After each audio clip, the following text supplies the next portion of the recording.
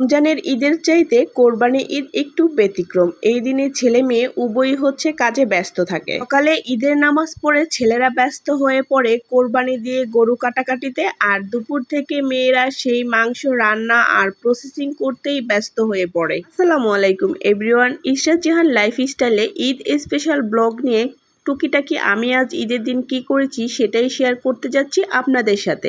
এবারের ঈদটা ছিল একটু অন্যরকম, কারণ আমি বাড়ি ছাড়া এখানে ঈদ করতেছি, এখানে কোরবানি দিতেছি। আর সবচেয়ে আনন্দের ব্যাপার হচ্ছে আজকে ঈদের দিনে আমার বাসায় গেস্ট আসতেছে, আর আমার অনেক প্রিপারেশনের ব্যাপার স্যাপারও ছিল, আর সব মিলিয়ে আলহামদুলিল্লাহ অনেক ভালো কেটেছে। যেহেতু আমি একা ছিলাম এজন্য হচ্ছে আমার আগে থেকেই কিছু প্রিপারেশন নিয়ে রাখা ছিল, কিছু কিছু আইটেম আমি আগে থেকেই তৈরি করে রেখেছিলাম। আর এই কেকটা আমি আগে থেকেই অর্ডার করেছিলাম, এটা ছিল হোমমেড।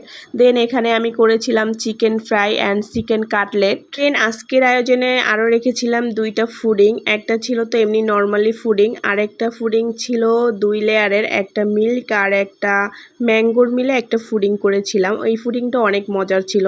দেন এখানে রেখেছিলাম একটা ডেজার্ট, এটা হচ্ছে সাবুদানার ডেজার্ট, সাথে আমি কিছু ফ্রুটস অ্যাড করেছিলাম, এটাও অনেক মজার ছিল। আরও করেছিলাম শাহি টুকরা, এটা তো কম বেশি সবাই করতে পারে। দেন এখানে রেখেছিলাম একটা পিঠা, এটা আমরা রসবড়া নামে চিনি, আপনারা কি নামে চিনেন অবশ্যই জানাবেন। আর এখানে আরেকটা রেখেছিলাম পাকন পিঠা, এটা অনেকে হচ্ছে নকশি পিঠা নামেও চিনে। আমি একটা পিঠাকেই হচ্ছে 2টা শেপে কেটেছিলাম, আর এটাও খেতে অনেক মজার হয় কিন্তু। দেন এরপর রেখেছিলাম ফ্রুটস আইটেম, লিচু 2 আইটেমের, আঙ্গুর, দেন হচ্ছে একটা মিষ্টি রেখেছিলাম।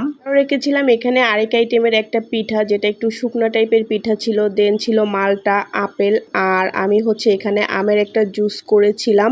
আর সাথে ছিল এমনিতেই নর্মালি আম, আর করেছিলাম হচ্ছে নবাবী সেমাই। এই সেমাইটা কিন্তু খেতে অনেক মজা হয়, কারা কারা খেয়েছেন অবশ্যই জানাবেন। আর আমি এখানে আরও রেখেছিলাম রোস্ট, আর একটা বিরিয়ানি করেছিলাম, আর সাথে ছিল সালাদ আর কোল্ড ড্রিঙ্কস। দেন সবকিছু রেডি করে বাচ্চাদের গুছগাছ করে নিজে রেডি হচ্ছিলাম। আর এখানে আমি একটা বুটিক্সের 3 পিস পরেছিলাম, কারণ শাড়ি আজকে এই কাজের ভিতরে ক্যারি করতে পারবো না।